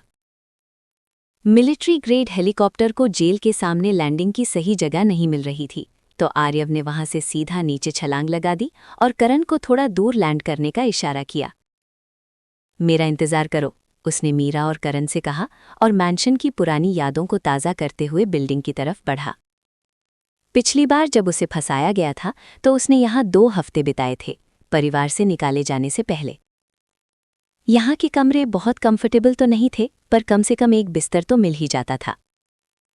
आर्या खुशकिस्मत थी कि उसे यहाँ भेजा गया, क्योंकि आइलैंड की दूसरी जेल में उस जैसी लड़की का जिंदा रहना नामुमकिन था। शायद उसके पिता देवराज ने ही कुछ लिंक्स भिड़ाए होंगे। किसी गार्ड ने आर्यव को नहीं रोका। उसने गर्व से अपने गले में पर्पल एलीट एयर का टोकन पहना हुआ था। ये जगह लो की रहने के लिए नहीं थी। ये जगह किसी भूल भुलैया से कम नहीं थी। कुछ देर भटकने के बाद आर्यव ने अपना घमंड साइड में रखा और एक गार्ड से रास्ता पूछा, जो उसे दूसरी मंजिल के एक सेल तक ले गया। दरवाज़ा थोड़ा खुला था और आर्यव देख सकता था कि अंदर क्या चल रहा था। तीनों मर्द, 2 बूढ़े और एक नौजवान गुस्से में भरी आर्या के सामने खड़े थे। उसने ग्रे रंग के जेल के कपड़े पहने थे और उसके गाल पर थप्पड़ का निशान साफ दिख रहा था। आर्यव ने गुस्से में उन्हें पहचाना। पहला था मनुष्य, जिसने उसे वेन सिटी में सवाल जवाब किए थे। दूसरा बूढ़ा एल्डर जगदीश था और वो नौजवान उसका कजिन मनीष था। वो एक सेमी प्लेयर था, एक मामूली कैरेक्टर, पर उसका बाप आर्यव की बदले वाली लिस्ट में काफ़ी ऊपर था। शुक्र है उसका यहाँ कोई असर नहीं था, क्योंकि ये जगह इंक्विजिशन हॉल के अंदर आती थी। मैंने कहा था ना कमीनी, आज रात मैं तेरा बुरा हाल करूंगा और जब मैं थक जाऊंगा तो मेरे आदमी नए स्वाद का मजा लेंगे, मनीष ने गंदी मुस्कुराहट के साथ कहा। मनीष, तुम अभी इसे हाथ नहीं लगा सकते, काउंसिल का फैसला आने तक रुको, जगदीश ने रोकने की कोशिश की। अरे जगदीश, इतने कंजूस मत बनो, मैंने उनसे बात कर ली है, फैसला आते ही इसे मार दिया जाएगा और इंटरोगेशन के लिए ये जरूरी है, मनुष्य ने बहाना बनाते हुए कहा। यंग मास्टर मनीष को थोड़ा मजा करने दो। देवराज को ये पसंद नहीं आएगा, जगदीश ने ठंडी सांस ली। वो तुम्हारा बॉस नहीं है, मेरा बात है, उन्हें कभी पता नहीं चलेगा जब तक तुम नहीं बताओगे, मनीष ने मनुष्य की तरफ देखा। अंकल मनुष्य, इसे मनाने में मेरी मदद करो। अगर आज रात तुमने मुझे इसके साथ मजा करने दिया तो मैं अपने बाप से कहूंगा कि वो तारण की मदद करें। ठीक है, जो करना है करो, इल्जाम मैं अपने ऊपर ले लूंगा, मनुष्य ने कहा। अब जल्दी से इसका सोल मार्क मुझे दे दो, मुझे इसका मालिक बनने दो, मैं वादा करता हूं कि ये आज की रात जिंदा नहीं बचेगी। मनीष ने अपने होठों पर जबान फेरी। लूजर, आर्या चिल्लाई, तुम अपनी ताकत से मुझे हरा नहीं सकते, इसीलिए ये गंदे तरीके अपना रहे हो, उसने उस पर थूक दिया। कमीनी, तुझे अभी सिखाता हूं, मनीष ने उसे एक और थप्पड़ मारने के लिए हाथ उठाया, पर उसका हाथ आर्यव ने पकड़ लिया। आर्यव ने उसके चेहरे पर ऐसा मुक्का मारा कि वो सीधा सेल की दीवार से जा टकराया। तुम? जगदीश और मनुष्य हैरान रह गए, जबकि आर्या की आंखों से आंसू बहने लगे। कल से लेकर अब तक ये पहला पहचाना हुआ चेहरा था जो उसने देखा था। एल्डर, मेरा नाम आर्यावर्धन है और मेरे पास पैट्रियार्क का हुक्म है, आर्यव ने अदब से झुकते हुए वो टोकन जगदीश की तरफ फेंका। टोकन को चेक करते ही जगदीश की आंखें चमक उठीं। उसने अपने दिमाग में दादी इंदुमती की आवाज़ सुनी, आर्या को आर्यव के हवाले कर दो। समझ गया, उसने टोकन से आर्या की तरफ इशारा किया और उसकी गर्दन पर बना टैटू चमकने लगा। आर्यव ने तुरंत उसे अपनी नौकरानी बना लिया। मनुष्य हैरानी से देखता रहा, पर उसने कुछ नहीं कहा। उसे समझ नहीं आ रहा था कि पैट्रियार्क ने आर्यव की मदद क्यों की। कमीनी, तेरी हिम्मत कैसे हुई मुझे मारने की? अंकल मनुष्य, अंकल जगदीश, इसे अरेस्ट करो, इसने परिवार के सदस्य पर हमला करके रूल्स तोड़े हैं, मनीष चिल्लाते हुए खड़ा हुआ। जगदीश ने कुछ नहीं किया और मनुष्य ने भी पीछे हटना ही बेहतर समझा। सॉरी तारण, लगता है तुम्हें थोड़ा और दर्द सहना पड़ेगा, मुझे किसी और से मदद मांगनी होगी। रूल्स तोड़ने का क्या मतलब? आर्या मेरी है और तुम इसे रेप करने की कोशिश कर रहे थे, इतना काफी है कि मैं तुम्हारी तीसरी टांग तोड़ दूं, आर्यव चिल्लाया और मनीष के चेहरे पर एक जोरदार थप्पड़ मारा। और याद रखो, मैं परिवार का एलीट सदस्य हूँ, दूसरों को तमीज सिखाना मेरी जिम्मेदारी है। उसने एक आखिरी थप्पड़ मारा और आर्या की तरफ बढ़ा। आर्यव ने कुछ नहीं कहा, बस आर्या को उठने में मदद की। आर्या ने उसे गले लगा लिया और उसकी छाती पर सिर रखकर रोने लगी। पहले उसकी मां ने खुदकुशी की, फिर उसे अरेस्ट कर लिया गया और उसे पता चला कि वो वर्धन परिवार की है ही नहीं, उसका कोई सहारा नहीं था। उसके भाइयों ने अपनी पोजीशन बचाने के लिए उसे अकेला छोड़ दिया था। 1 घंटे पहले ये घटिया मनीष आया और उसके साथ बदतमीजी करने लगा। वो मरना चाहती थी, पर बेइज्जत होकर नहीं। आर्यव आखिरी इंसान था जिसे उसे मदद की उम्मीद थी। मैंने कहा था ना कि तुम एक दिन मेरी होगी, फिक्र मत करो, हम अब भी परिवार हैं, उसने नर्म आवाज में कहा, जिससे आर्या और जोर से रोने लगी। चलो अब, ये जगह रोने के लिए सही नहीं है, आर्यव ने सोचा, क्या मेरे पास कोई ऐसी स्किल है जिससे लड़कियां मेरी शर्ट पर होती हैं? क्या ये एस रैंक स्किल होगी? आर्या ने सर हिलाया और मनीष की गुस्से भरी नजरों के बीच वहां से निकल गई। मनीष जरूर अपने बाप से शिकायत करेगा, पर वो सांप इतनी आसानी से नहीं हिलेगा। हेलीकॉप्टर में आर्या ने आर्यव के कंधे पर सिर रखा। लगता है अब मैं तुम्हारे साथ ही फंस गई हूं। क्या मैं तुम्हें आर्यव बोलूं या यंग मास्टर? प्यारा भाई कैसा रहेगा? तुम्हें सिस्टर कॉम्प्लेक्स है क्या? उसने अपने आंसू पोंछते हुए पूछा। उसका पुराना मजाकिया अंदाज वापस आ रहा था। मैं तुम्हें यंग मास्टर ही बुलाऊंगी, वही बेहतर है। उसने अपनी आंखें बंद कर लीं। वो कल रात से सोई नहीं थी। मीरा को थोड़ी जलन हो रही थी, पर वो देख सकती थी कि आर्या अपने दुख को मजाक के पीछे छुपा रही है। कम से कम इसके पास एक भाई तो है। मेरे यंग मास्टर वाकई बहुत अच्छे हैं। जो तुम्हारा मन करे। अब चलो बाकी लड़कियों को लेने चलते हैं, आर्यव ने कहा। ये सुनते ही आर्या ने अपनी आंखें खोली और उसे जोर से चोटी काटी। कमीना, उसने मन ही मन सोचा। मीरा का भी यही मन कर रहा था। कौन सी बाकी लड़कियां? घर पर पहले से ही ढेर सारी हैं। थर की यंग मास्टर। मैं जो भी करता हूँ स्टाइल में करता हूँ, भले ही वो मुसीबत में फंसी लड़कियों को बचाना ही क्यों ना हो। तुम्हारा कोई स्टाइल नहीं बचा, सब कचरे के डिब्बे में चला गया है, आर्या ने एक मुश्किल मुस्कुराहट के साथ जवाब दिया। वो इस बेशरम पर्वर्ट से बहस करने के लिए बहुत थकी हुई थी। अब कहाँ जाना है यंग मास्टर? वो बेचारी लड़कियां कहाँ हैं? करण ने पूछा। असैसिन्स आइलैंड, दादी ने मुझे वहां से कुछ नई लड़कियां देने का वादा किया है। आर्यव ने मीरा की तरफ देखकर आंख मारी। मीरा तुरंत समझ गई और पर्दे के पीछे उसकी मुस्कुराहट खिल गई। मेरे यंग मास्टर सबसे बेस्ट हैं। उसका मन किया कि अभी कूदकर उन्हें गले लगा ले, पर यह जगह सही नहीं थी। करण के दिमाग में कुछ और ही चल रहा था। पहले तो वो आर्यव को वुमेनाइजर कहकर गालियां दे रहा था, पर जैसे ही उसने पीछे मुड़कर मीरा को देखा, उसकी हालत खराब हो गई। बाप रे, कोई लड़की इतनी सुंदर कैसे हो सकती है? उसने अगले 30 मिनट तक सिर्फ यही सोचा। शुक्र है वो ट्रेन था, किसी को पता नहीं चला जब उसने अपनी नाक से निकलने वाला खून साफ किया। चैप्टर 107 दीनानाथ का अंत और पितृ की साजिश। रात के 10 बज चुके थे जब हेलीकॉप्टर उस चमचमाते प्लाजा पर उतरा, जहां वर्धन परिवार का असैसिन्स हॉल था। पूरी जगह मशालों से रोशन थी, जैसे कोई पुराना कर्मकांड होने वाला हो। मीरा ने अपने मालिक का इंतजार नहीं किया और नीचे कूद गई, क्योंकि उसने देखा कि वहां लकड़ी के 8 खंबे पिलर्स लगे थे और हर एक से एक सुंदर लड़की बंधी हुई थी। बीच में एक वेदी थी, जहां गगन की लाश दूल्हे के कपड़ों में रखी हुई थी। दीनानाथ का प्लान था कि वो उन लड़कियों को अपने बेटे की लाश के साथ जिंदा जला देगा, शायद सुबह के वक्त, ताकि सब लोग देख सकें। सर्वेंट्स वहां फ्यूनरल की तैयारियों में लगे हुए थे। मीरा ने जमीन पर छिड़के हुए गैसोलीन की गंध सूंघ ली। आर्यव ने भी वही महसूस किया। उसने डर से सहमी आर्या और करण को हेलीकॉप्टर में ही रहने का इशारा किया और खुद मीरा के पीछे कूद गया। उसने मीरा की कमर पर हाथ रखकर उसे शांत किया।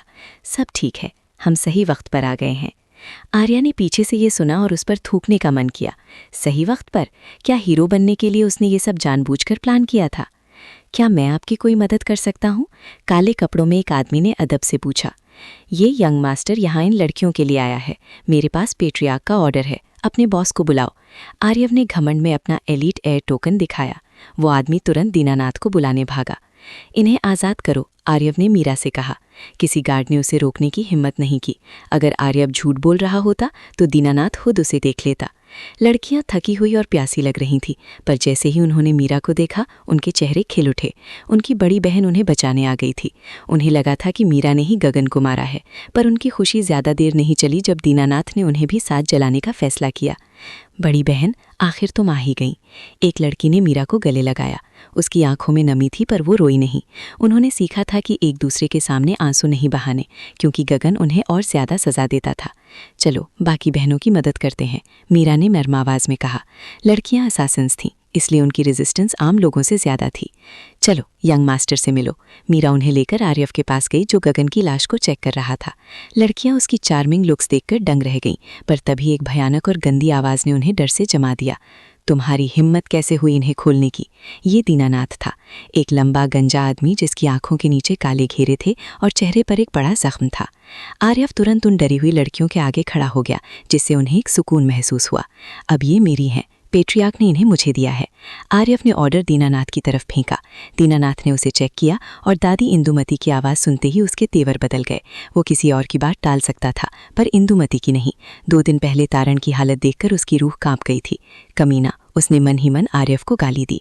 मेरा नाम आर्यव वर्धन है, मैं यहाँ इन लड़कियों को लेने आया हूँ। और हाँ, तुम्हारे बेटे की मौत का मुझे दुख है। आर्यव ने दिखावे के लिए अदब से सर झुकाया। आखिरकार दीनानाथ एक एल्डर था। आर्यव ने चुपके से दीनानाथ का स्टेटस चेक किया। उसका लेवल 59 था और उसके पास एक टाइटल था, बेबी किलर ए। इसका मतलब उसने हजारों बच्चों को मारा था। इस गंदे टाइटल की वजह से वो हमेशा चिड़चिड़ा रहता था और उसे हर रात उन बच्चों की आवाज़ें सुनाई देती थी। दीनानाथ ने अपने गुस्से पर काबू पाया और उन लड़कियों को घूरते हुए कहा, यंग मास्टर आर्यव, लड़कियों को ले जाना ठीक है, पर मेरे बेटे ने उन्हें बहुत प्यार से रखा था।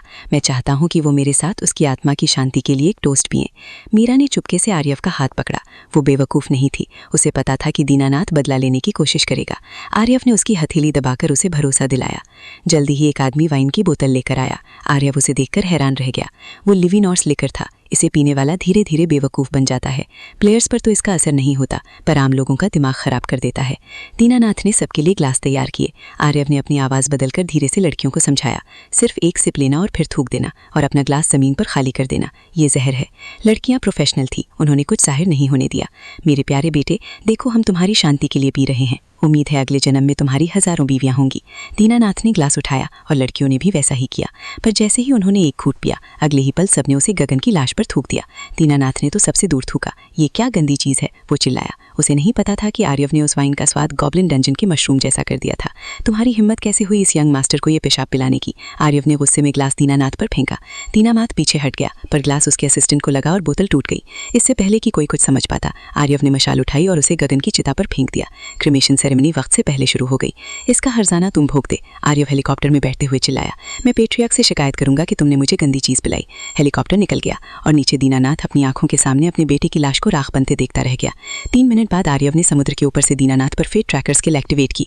क्या परिवार ने मुझे यहाँ कोई मेंशन दिया है? उसने करण से पूछा। हाँ यंग मास्टर, ईस्ट आइलैंड पर 24 नंबर मेंशन। ठीक है, लड़कियों को वहाँ ले जाओ और ऐसे एक्ट करो जैसे मैं तुम्हारे साथ हूँ।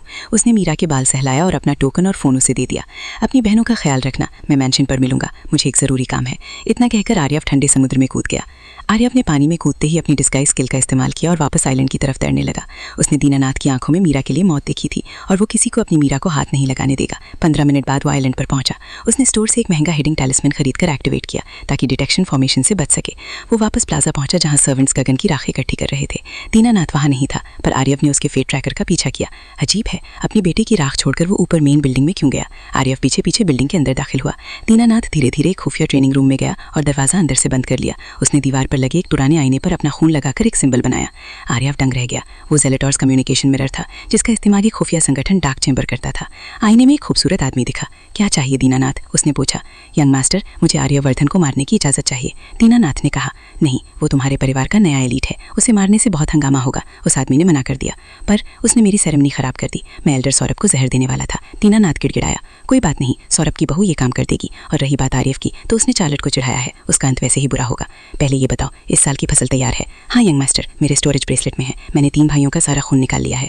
उसने अपने हाथ पर पहना तांबे का ब्रेसलेट दिखाया। आर्यव ने सब सुन लिया। ये लोग परिवार के लोगों को मारकर उनका खून इकट्ठा कर रहे थे। मैं कल किसी को भेजूंगा। इतना कहकर आईना फिर से पुराना हो गया। दीनानाथ ने ठंडी सांस ली। आर्यव, आज की बेइज्जती का बदला मैं जरूर लूंगा। जैसे ही वो मुड़ने वाला था, उसे अपनी गर्दन के पीछे एक हल्की सी चुभन महसूस हुई। आर्यव की हैरान नजरों के सामने इसका शरीर पिघलकर गायब हो गया। बाप रे, ये जहर तो बहुत ज्यादा खतरनाक है। आर्यव ने अपने हाथ में मौजूद सुई को डर से देखा। उसने सिर्फ एक ब्लैक विडो की लाश वाली शीशी में सुई डुबोई थी और दीनानाथ को सिर्फ एक हल्का सा प्रिक किया। सिस्टम ने भी इस जहर को कोई नाम नहीं दिया, बस SSS रैंक लिखा था। आर्यव ने जल्दी से दीनानाथ का स्टोरेज ब्रेसलेट उठाया। उसके अंदर 20 बड़े बैरल भरे थे जिनमें पर्पल रंग का खून था। उसने आईना भी उठा लिया और कमरे की सफाई कर दी। फिर उसने दीनानाथ का रूप धारा और बाहर निकल गया। डॉक्स पर जाकर उसने गार्ड्स को इतना डराया कि उनकी पैंट्स गीली हो गई। एक बोट लेकर वो समुद्र में निकल गया और कुछ दूर जाकर उसने बोट डुबा दी। फिर अपना असली रूप धारकर वो ईस्ट आइलैंड की तरफ निकल गया जहां मीरा उसका इंतजार कर रही थी। चैप्टर 10 घर वापसी और एक नया जिम्मा। सुबह के 3 बज रहे थे जब आर्यव रेजिडेंशियल आइलैंड पहुंचा। ये वही जगह थी जहां वो पहले रहता था, पर उसका नया मैंशन उसके पिता के घर से थोड़ा दूर था। हालांकि आर्यव का मन था कि अपनी माँ को सरप्राइज विजिट दे, पर उसने अपने मैंशन जाना ही बेहतर समझा। अभी बहुत देर हो चुकी थी। जब वो मैंशन में दाखिल हुआ तो करण ने खड़े होकर उसका स्वागत किया। वो सोफा पर नैपिंग कर रहा था। उसके गाल पर थप्पड़ का एक लाल निशान था और आर्यव तुरंत समझ गया कि ये मीरा का हाथ है। ज़रूर इसने उस पर रौब झाड़ने की कोशिश की होगी या शायद उसका पर्दा हटाने की। अगर इसने उससे ज़्यादा कुछ किया होता तो सुबह तक इसकी लाश ही मिलती। आर्यव ने उसे दोष नहीं दिया, बल्कि उसे उस पर तरस आया। मीरा की खूबसूरती मर्दों से अजीब हरकतें करवा सकती है। आर्यव ने करण का स्टेटस देखा। वो एक लेवल 20 बटलर था, पर उसके स्किल्स में एआस किसिंग देखकर उसे हंसी आ गई। यंग मास्टर, काम कैसा रहा? करण ने खांसते हुए पूछा। कामयाब रहा, आर्यव ने जवाब दिया और गुस्से में चारों तरफ देखा। मीरा कहाँ है? उसे उम्मीद थी कि वो हमेशा की तरह उसका इंतजार कर रही होगी। उन्होंने कहा कि वो आज रात अपनी बहनों के साथ मास्टर बेडरूम में रुकेंगी और उन्होंने कहा कि आप आज उनकी जगह आर्या का इस्तेमाल करें। करण ने थूक निगलते हुए कहा और अपने निचले हिस्से को दर्द में पकड़ लिया। ओह, तो आर्या कहाँ है? आर्यव ने मुस्कुराते हुए पूछा। मीरा उसके इरादे अच्छे से समझती है। वो सेकंड फ्लोर पर तीसरे कमरे में सो रही है, करण ने जवाब दिया। कुछ और?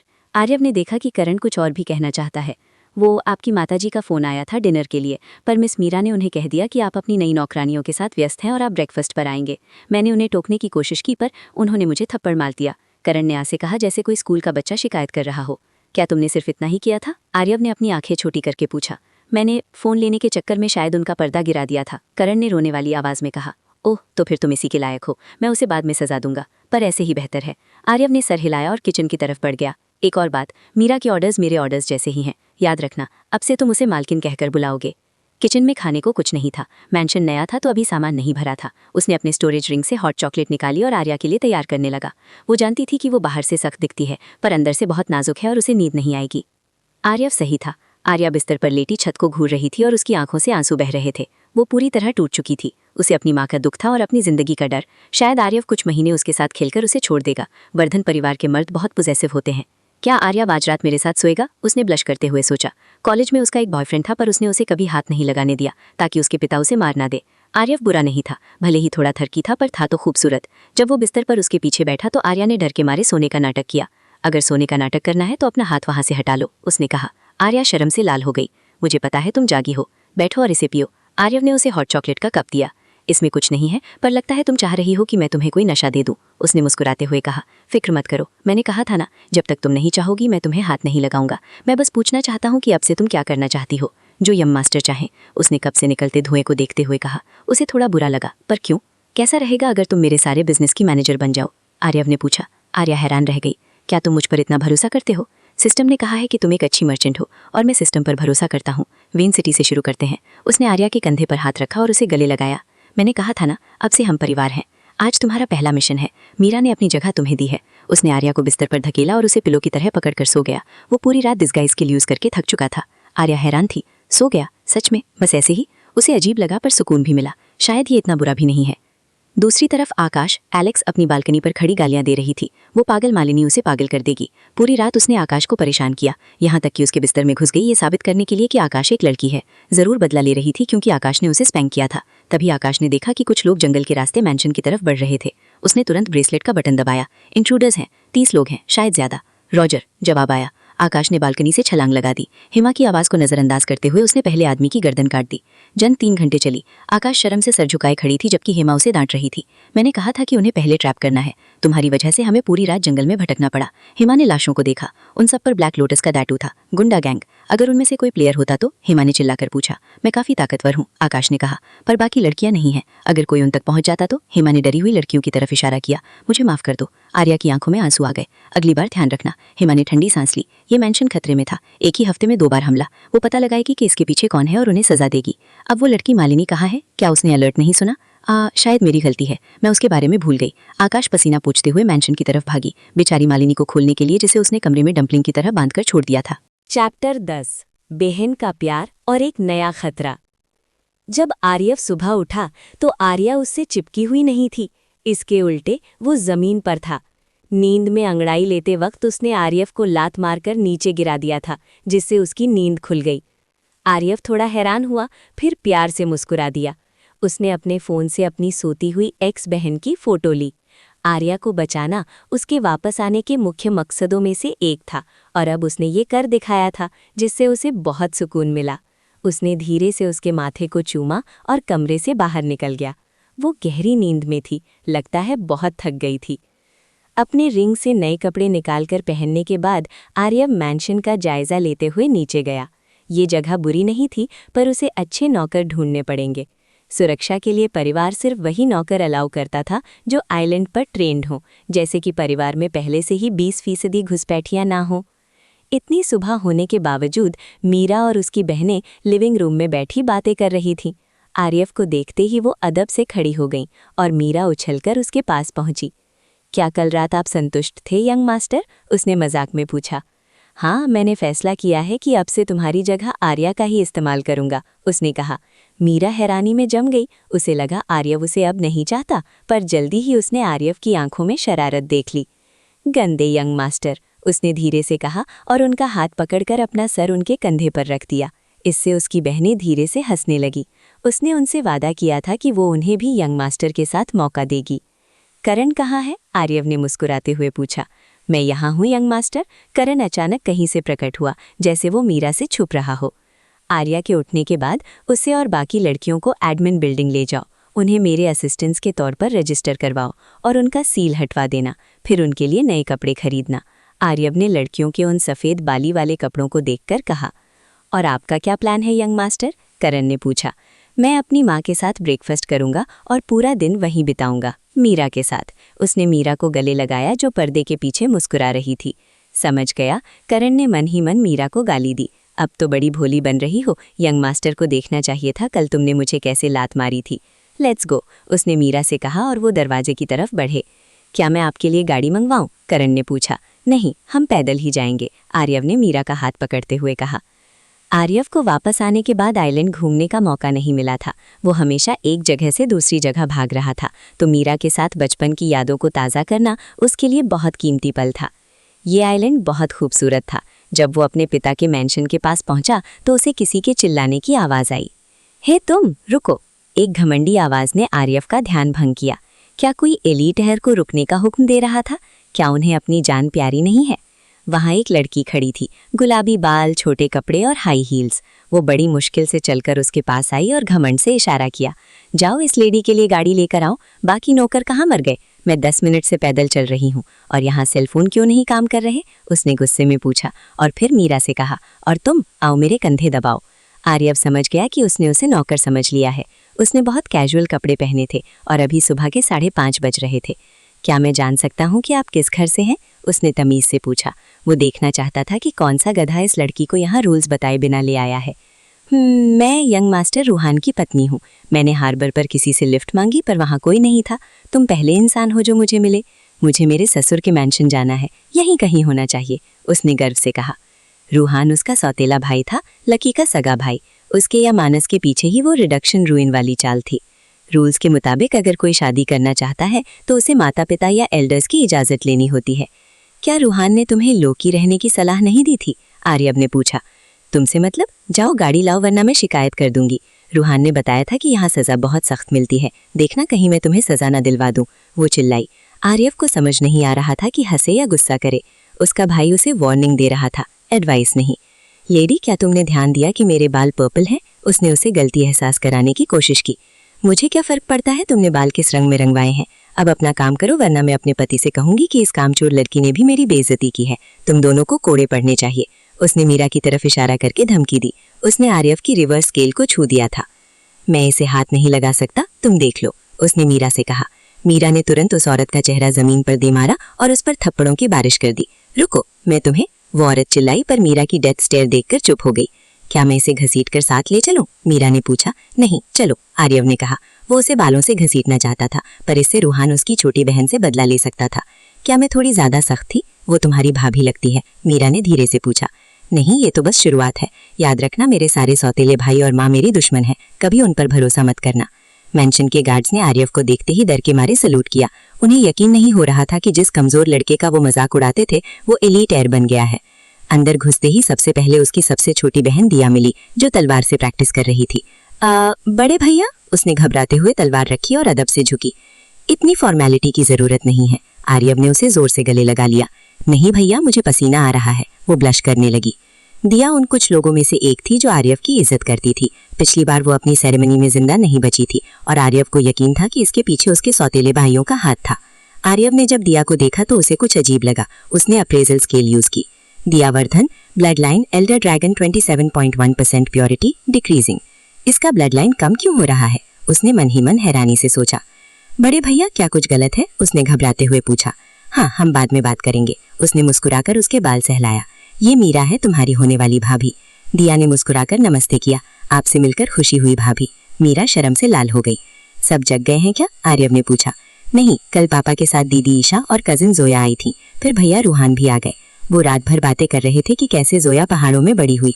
अंकल फैल्कन ने उन्हें उनकी असली रूट्स के बारे में बताया। बड़ी माँ ने मुझे सोने भेज दिया था, दिया ने मुंह फुलाकर कहा। हाँ हाँ, कोई बात नहीं, मैं तुम्हें बाद में कहानियां सुनाऊंगा। आर्यव ने मेंशन में एंट्री ली और सामने ईशानी खड़ी थी। वो उसके पिता की सबसे खास नौकरानी थी। यंग मास्टर आर्यव, आपको सेरेमनी की बहुत बहुत बधाई। उसने झुककर कहा। मालिक अभी सो रहे हैं तो ब्रेकफास्ट में 1-2 घंटे लगेंगे, क्या आप अपने कमरे में आराम करेंगे? मैं दिया के साथ उसके कमरे में इंतजार करूंगा, आर्यव ने कहा। ओ, और रास्ते में एक पागल औरत पड़ी है, शायद रूहान की नई बच्ची है, किसी को भेजकर उसे उठवा दो इससे पहले कि उसका दिमाग और खराब हो जाए। उसने मुस्कुराकर दिया का हाथ पकड़ा और कमरे की तरफ बढ़ गया, जबकि ईशानी ने हैरानी से गार्ड को बाहर चेक करने भेजा।